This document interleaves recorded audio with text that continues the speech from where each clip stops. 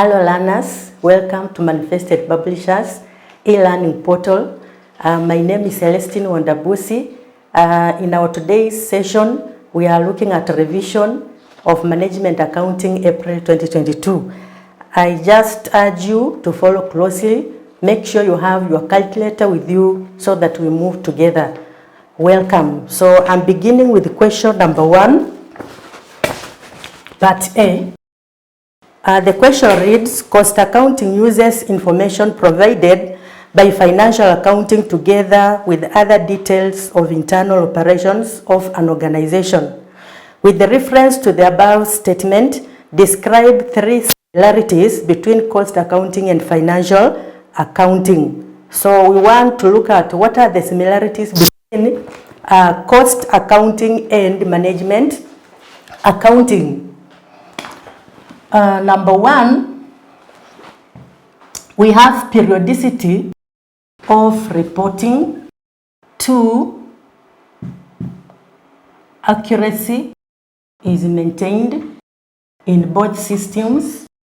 3, the results of the business is revealed in both systems. 4, vouchers and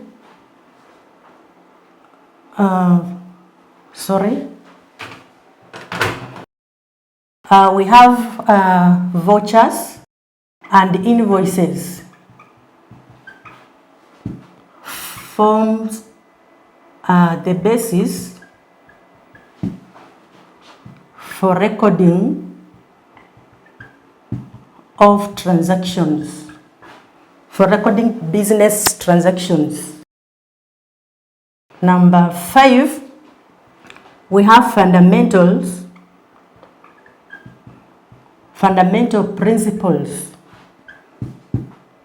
of double entry is maintained in both systems. So these are some of the similarities between cost accounting and financial accounting. We have periodicity of reporting. In cost accounting, periodicity is more frequent than in financial accounting, where in financial accounting we have reporting done either semi-annually or yearly. But in cost accounting, it may be done weekly, monthly, or on yearly basis. But in both systems, we have that periodicity of reporting. Then we have accuracy of accounts being maintained. In both systems, we ensure that there is no biasness, there are no mistakes, errors, or omissions. So accuracy is maintained in both systems. Then number 3, we have results of the business revealed. The intention is simply to know whether there is any profit or loss being made, or to know the financial position of the business. And therefore, in both systems, we have results of the business being revealed. Note number 4, vouchers and invoices form the basis for recording of business transactions. They form as part of the books of books of subsidiary entries, which help in like creation of any other account. So we apply that in both systems. Number 5, we have fundamental principles of double entry. Whenever we are passing entries in both systems, double entry principle must be applied. So those are the similarities in the 2 systems. We move on to part B of the question. We are told that Rengo Limited has provided the following data for the financial year 2022. Number 1, we have budgeted output for the year, which was 9,800 units. Note 2, we have standard details for 1 unit. Under that, we have direct materials, we have direct labor costs. We've been given variable overheads and fixed overheads. So required, prepare a standard cost statement of unit, cost showing prime cost, Roman 2, variable production cost, Roman number 3, total cost, And Roman number 4, selling price per unit at a notion profit of 15% on cost. For you to be able to answer this question, you need to understand what you need to consider, especially pertaining the data that you've been provided with.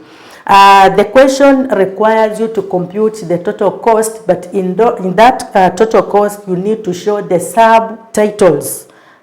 Prime cost, show the variable production cost, the total cost, and the latter show the selling price. So the best way of answering this question is simply preparing what we refer to as the cost sheet, which will enable you to show all the costs in CAD, get the total cost, and then show the selling price. So this will be computed as follows. This is Rengo Limited.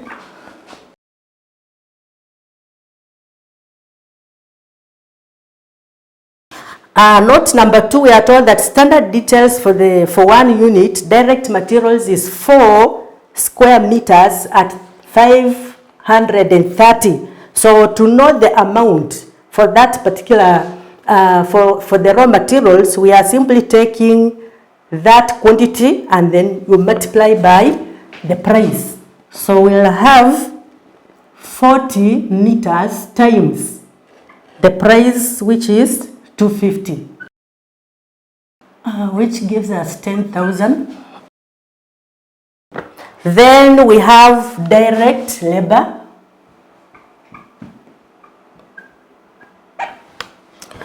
We are told this was in CAD in 2 departments, so we have bonding cost center. The quantity is 48 hours. You multiply by the price per hour, which is 250. Sorry, this should be 530, not 250, 530. So we calculate this.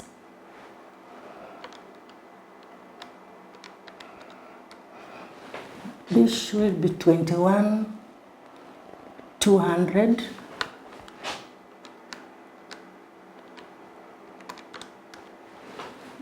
This is 12,000.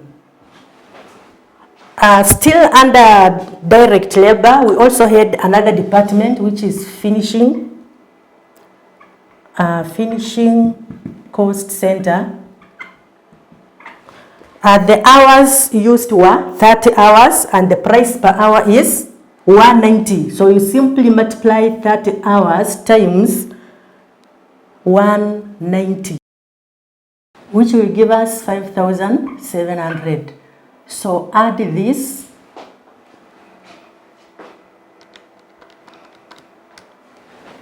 This is 17,700. In our part 1, we were required to show the prime cost. You now show the prime cost. Prime cost is simply the total of direct materials, direct labor, and direct expenses. So since we do not have direct expenses, the total prime cost will simply be direct materials plus direct labor. So this will amount to 38,900. So you've already answered part 1. In Roman number 2, you are told to calculate the variable production cost. So we now calculate variable production cost. When you look at note number 3, we are told that budgeted costs and hours per annum. Variable overhead, you've been given hours, and then we have shillings. So we have bonding cost center. Hours were 500,000 and the amount is 3,750,000. So we have not been given the cost per unit. For you to calculate the cost per unit, we do what we refer to as calculation of an absorption rate, which is simply based on the cost that is given divided by the number of hours that have been given, and that will give you the cost per unit. And therefore, in the bonding cost center, to calculate the cost per unit, you are simply taking 3,750,000. Then you divide that by 500 hours. You divide that by 500,000 hours.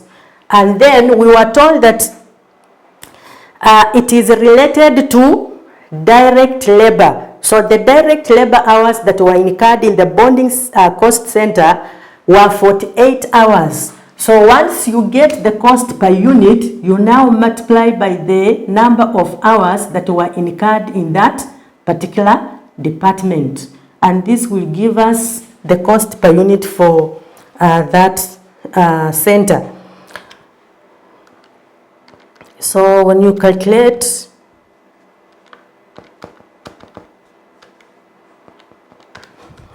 you'll get 360.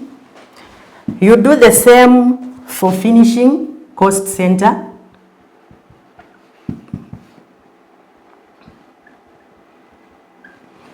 For cost finishing, we have 1,500,000 shillings. We are dividing by 300 hours to get the cost per unit. Then you multiply by the number of hours that were incurred in the finishing department, which was 30 hours. This will give us 150. Then you get the total. And this is 510. And that's part 2 or Roman 2 of that question, variable production cost. Then we move on to Roman 3. We are to compute the total cost.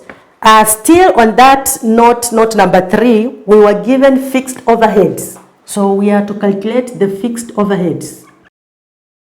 And under the fixed overheads, we've been given the amount for production. And remember, in note number 1, we were told that budgeted output for the year was 9,800 units. So to get the cost per unit, you are to take the production amount of 39,200,000. Divide this by the number of units that were produced, which is 9,800 units. Then multiply that. Sorry, we don't need to multiply, and get the cost per unit. So calculate that. This will give us 4,000 shillings. We also have selling and distribution, fixed overheads, and the amount is 19,600,000. Divide this by the number of units that were produced, which is 9,800 units. Then divide that. So this will give us 2,000. And then lastly, we have administration.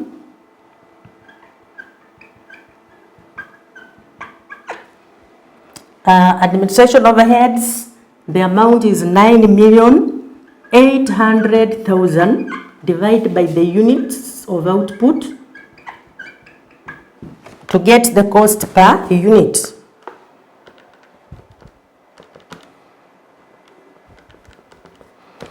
And this will give us 1,000. Then get the total, which will give us the total cost. So we are adding from 38,900 plus 510 plus 4 plus 5,000 plus 5,000, which will give us 44,000. 410. So that is the total cost.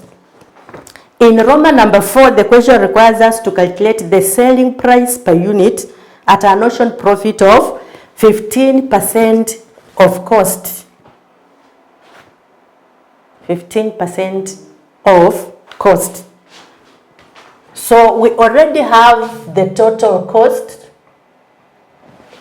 of 44,410. We need to calculate profit, which we are told it is 15% of the cost. So calculate 15% of 44,410, which will give you 6,662.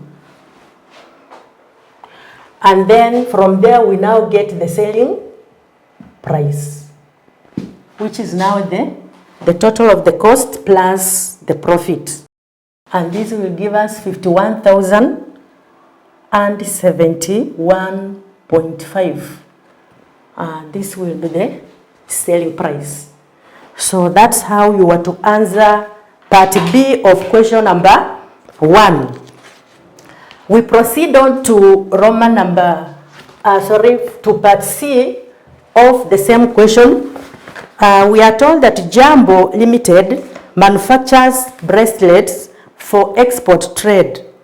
The sales revenue is dependent on level of advertising expenditure per month. The company has recorded the following sales information for the past 6 months. So we've been given the information about advertising expenditure and sales revenue. And then we are told that the following has been calculated. So you don't need to calculate, the figures have already been given. Then required, estimate fixed and variable elements of the sales revenue using the least square regression analysis. To use least square regression analysis, you need to know how to determine the values of A and B. And therefore we have a formula which we use to calculate the values of A and B. So the regression formula is as follows. Sum of y equals NA plus B sum of x, and sum of xy equals A sum of x plus B sum of x squared. So these are simultaneous equations which must be solved together, and the intention is simply to find the values of A and B. So we have already been given information. We are told in that question that sales revenue is dependent on the level of advertising. Whenever you are answering this question, always be able to identify the independent and dependent variable. So the question has already interpreted for you what is the dependent variable and what is the independent variable. We have advertising expenditure and sales revenue. You've been told that sales revenue is dependent, meaning the sales revenue is our y variable, which is the dependent variable, and advertisement is the x variable, which is the independent variable. Under that table, you've been given the values. So what we need is sum of y. Remember, we are saying that sales revenue is the dependent variable, and dependent variable is abbreviated by y. So sum of sales revenue is given as 192,000. So just reduce the zeros based on the table that we've been given above. So we'll have 192 shillings equal to, N is referring to the number of observations or items that we have, which are already listed, and there are 6. So we have 6A plus sum of X. What is the sum of X? X is referring to independent variable, which is advertisement. You are given sum of advertising expenditure, which is 13.5. 13.5B. So this will become our first equation. Then we move on to equation number 2. We have XY, which is referring to advertising expenditure times the sales revenue, which again we've already been given. So this is 147,000.25 equals sum of X, that is sum of advertisement, is 13.5A plus sum of X squared, that is advertisement expenditure squared, which is 32.125B, and this will become our second equation. So from there we solve the equation simultaneously. We want to eliminate A. So to eliminate A, we must make values at A equal. To make equal, simply cross multiply. We have line 1 being multiplied by 13.5, multiply line 2 by 6. And remember that 6 and 13.5 is affecting all other values.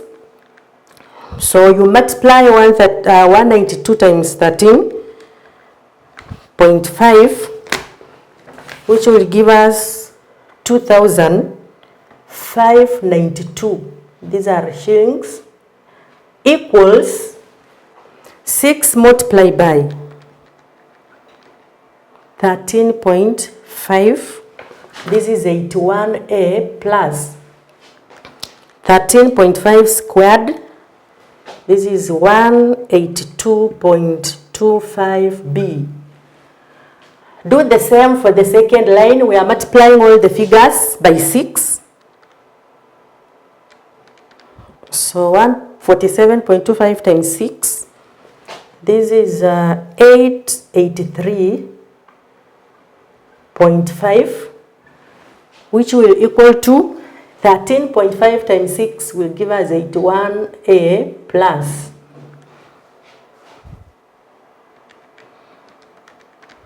times 6. So this times this will give us 192.75B. Then you subtract. We are using elimination method. Subtract the values.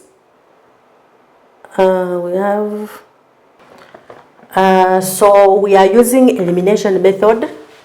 This should be 447, not 147. So 447.25 multiplied by 6 gives us 2,684. So we then subtract the figures. 2592 minus 2684. This will give us negative 92, which will be equal to, this is a 0. Then 182.25 minus 192.75 will give us negative 10.5B. From there, our intention is to find the value of B. So we divide both sides by negative 10.5. Divide both sides by negative 10.5. So B will be equal to